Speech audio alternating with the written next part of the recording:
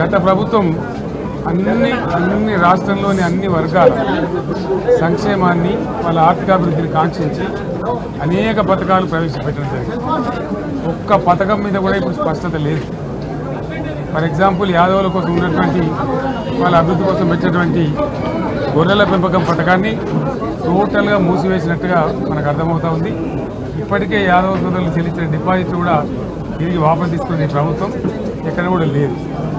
అత్యంత అడుగు వర్గాలు అని డబ్బా కొట్టినట్టు కొడుతూనే వాళ్ళ గొంతు కోసింది ప్రభుత్వం.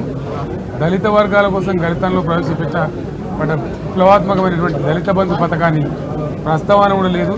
ఇది చాలా దురదృష్టకరం. దళిత సమాజం పట్ల వీళ్ళకు ఉన్నటువంటి నిర్లక్ష్యానికి, వాళ్ళ ఫ్యూడల్ విధానానికి ఇంతకన్నా గొప్ప నిదర్శనం కూడా అవసరం లేదు.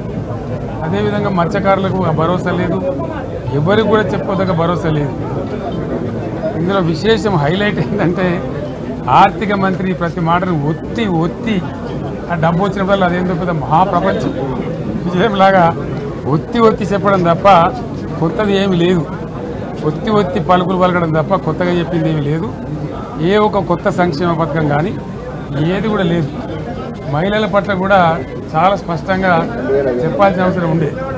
కానీ వాళ్ళు మేము 1,00,000 కోట్లతో అన్ని రుణాలు, ఆ రుణాలు వీళ్ళేదో ఇస్తున్నట్టుగా ఆల్రెడీ ఉన్న స్కీమే, నథింగ్ న్యూ అబౌట్ ఇట్, ఏమి లేదు, ఏది కూడా లేదు. మహిళల పట్ల కూడా చాలా స్పష్టంగా చెప్పాల్సిన అవసరం ఉండే. కానీ వాళ్ళు మేము 1,00,000 కోట్లతో అన్ని రుణాలు, ఆ రుణాలు వీళ్ళేదో ఇస్తున్నట్టుగా ఆల్రెడీ ఉన్న స్కీమే, నథింగ్ న్యూ అబౌట్ ఇట్, ఏమి లేదు. వెరసి ఇష్యూ యాజ్ ఏ హోల్.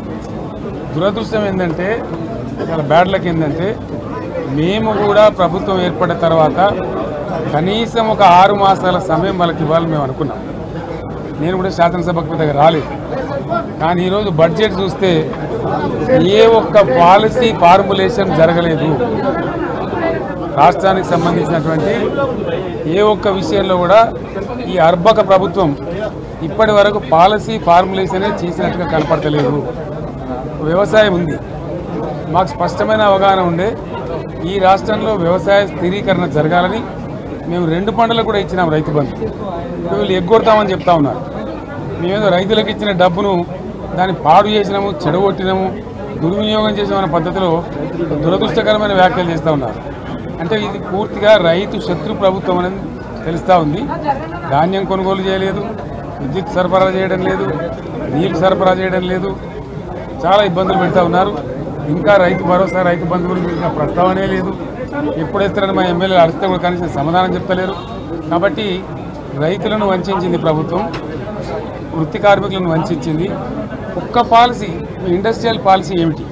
ఏమి లేదు. బట్టి గ్యాస్ ట్రాష్ పంచరంగ ఈస్మాన్ కలర్ లాగా చెప్పడం తప్ప, స్టోరీ టెల్లింగ్ లాగా ఉన్నది తప్ప బడ్జెట్ చెప్పినట్టు లేదు. రాష్ట్రంలో వ్యవసాయ పాలసీ ఏమిటి, పారిశ్రామిక పాలసీ ఏమిటి, ఐటీ పాలసీ ఏమిటి, ఇంకా ఇతర అనేక పాలసీలు, పేద వర్గాలకు సంబంధించిన పాలసీ ఏమిటి అనే దాని మీద ఏ ఒక్క దాని మీద కూడా గ్యాసు ట్రాషే తప్ప, చిల్లర మల్లర ప్లాట్ఫామ్ స్పీచ్ లాగా ఉంది తప్ప అది బడ్జెట్ ప్రసంగం లాగా లేదు. రాజకీయ సభలలో చెప్పినట్టుంది తప్ప ఏ ఒక్క పాలసీని కూడా నిర్దిష్టంగా ఈ పనిని మేము ఎట్లా సాధిస్తాం, మా గోల్స్ ఇవి, మా టార్గెట్స్ ఇవి అనే పద్ధతి కానీ పద్దు కానీ లేదు. ఇది పేదల బడ్జెట్ కాదు, రైతుల బడ్జెట్ కాదు, యువల బడ్జెట్. విశ్లేషణలో మీకు తెలుస్తుంది. భవిష్యత్తులో బ్రహ్మాండంగా మేము దీన్నంతా కూడా చీల్చి చెండాడబోతాం. Thank you.